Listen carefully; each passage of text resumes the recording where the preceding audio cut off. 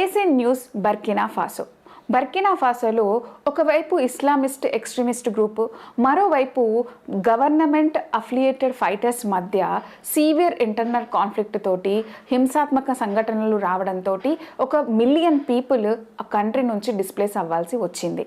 దాంట్లో ముఖ్యంగా ఈ 2 ఇయర్స్ క్రితమే మిలిటరీ జంట పవర్లోకి వచ్చి స్టెబిలిటీ తీసుకొస్తామని చెప్పిన రియాలిటీగా మాత్రం అది జరగలేదు.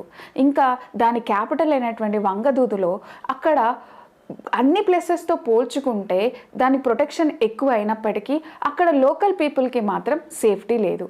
ఇందుకు కారణం ఏంటని చూస్తుంటే అక్కడ ఎక్కువ మంది ఫులానీ అనే ఒక ఎథనిక్ గ్రూప్ పీపుల్ ఉన్నారు. అయితే గవర్నమెంట్ ఈ గ్రూప్ పీపుల్ ఈ ఎక్స్ట్రీమిస్టిక్ తోటి కనెక్షన్స్ ఉన్నాయని చెప్పేసి వాళ్ళని చాలా డిస్క్రిమినేట్ చేసి చూస్తున్నారు.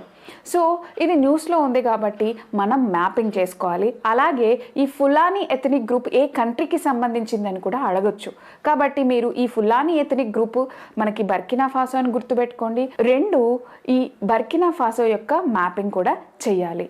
బర్కినా ఫాసో అనేది ఒక land locked country in west Africa.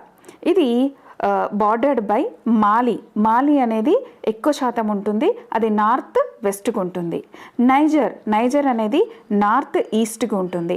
అలాగే బెనిన్ అనేది సౌత్ ఈస్ట్కి ఉంటుంది. టోగో అండ్ ఘనా సౌత్కి ఉంటుంది. అలాగే ఐవరీ కోస్ట్ అనేది సౌత్ వెస్ట్కి ఉంటుంది. సో బర్కినా ఫాసో న్యూస్లో ఉంది కాబట్టి ఈ బర్కినా ఫాసో మ్యాపింగ్ అనేది చాలా చాలా ఇంపార్టెంట్.